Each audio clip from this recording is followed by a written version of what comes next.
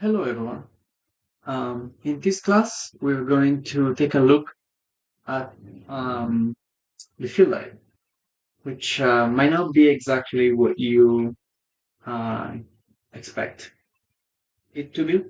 Um, I tend to refer to field life as something different than what most people refer it to. I refer it to as the light that contributes to the field level, which is the light that we see where the key light is not shining. So essentially, the value and temperature we see in the shadows.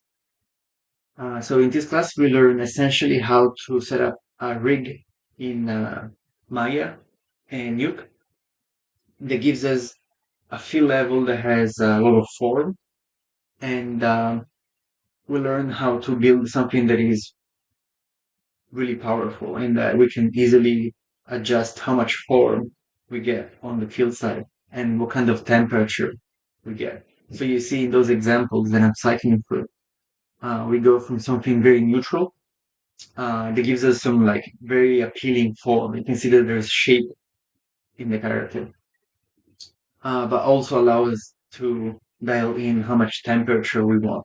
Uh, so we have control over the top planes separately from the bottom planes. And that means we can, for example, get cool light on the tip of the nose versus warm temperatures under the chin. Um, so if we jump into the class real quick, I'll give a brief overview of what we cover in the class. Um, we take a look at, um, well, first of all, I should thank Plen for offering this character. You should absolutely check out her Instagram. She has uh, lots of amazing lighting and look the posts, and she's the one who provided the character for the class. So we start by talking about what we refer to as feel light or feel level. What is it exactly that we're trying to achieve? So we look at some film reference and we analyze, okay, if this is the light rig, then this is our field level. So again, more film references with different type of skin type. Uh, and we say, okay, if this is our light rig, then that is the field level. So we try to clarify what it is that we're trying to achieve in the class. And we see in some shots where we want the character to look really appealing, the field level tends to be warm. Whereas in shots where we're not trying to achieve appealing skin tones for whatever reason, then the field level can introduce some like odd hues like green or blue. It really depends on what the story calls for, right? So we jump into Maya and we just add a new skydom, we give it a flat value, and that is what I assume most people tend to do. They just use a flat value and they just darken it, but really that just gives us a really flat image. And we do not want that to be the value that we see in the shadows because that's just really flat. And I go over a couple of scenarios where that is um, acceptable, desirable, maybe even. But for the most part, we want to try and introduce as much form as we can in our field level. So we look at more examples where we have overcast scenarios, but we still have a lot of form.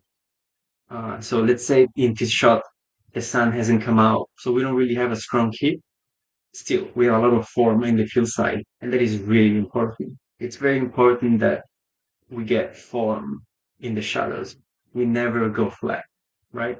Um, so here we jump into Nuke and we start setting up some ramps using expressions so that we can just adjust a slider and get interactive behavior over the size of our horizon line. And then we use this horizon line to essentially create IBL that we map to the skydome that gives us different values for the top and the bottom. So we immediately get more shape. And then we take that concept and we push it even further, where now we introduce a gradient at the bottom half. So it's not enough to just divide the IBL in two.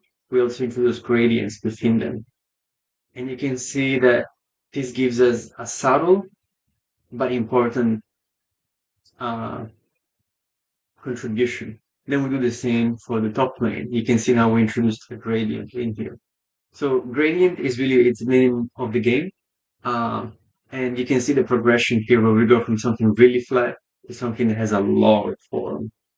Um, and then we go even one step further and we learn how to use radials and spherical transforms in Nuke to set up really broad uh, gradients that can be directed from to come from any sort of light direction. So that allows us to create seamless um, um, directionality, meaning we can make his radio really big, even though it might be really not possible to like do it by hand because of the way the IVL is. You would end up with some seams. If we use a spherical transform, we're able to avoid that, and so we can get really broad shapes that uh, seamlessly wrap around the character in ways that a light wouldn't really be able to, like an area light. So eventually we end up in a place where we have a lot of form on the field side, and this can be our foundation for a rig. So once we introduce a key light, a wrap, a kick, a rim, or a bounce, or a top light, we know that we just have a very strong foundation of form underneath. And that's just really, really important. Um, Here are just more variations where we take a look at what those IVLs are doing and how they contribute to have color and value temperature, well, value and temperature variation for the planes on our character. This is like a unusual example in that we're going cooler on the field side, which in some scenarios uh, it can be intentional not to be super appealing. Typically, you want the field side to go warmer, but there may be scenarios like, let's say this kid is at the hospital and he's unhappy. It's winter and it's cold, and we want the audience to feel the same way the character feels, so uncomfortable. And we can drain the warmth from the field side, and you can see that that's what the IBL is doing. Um, so this class is a really important class. I think it's very important to start with a strong foundation. Um, and I hope you enjoy it. Thank you.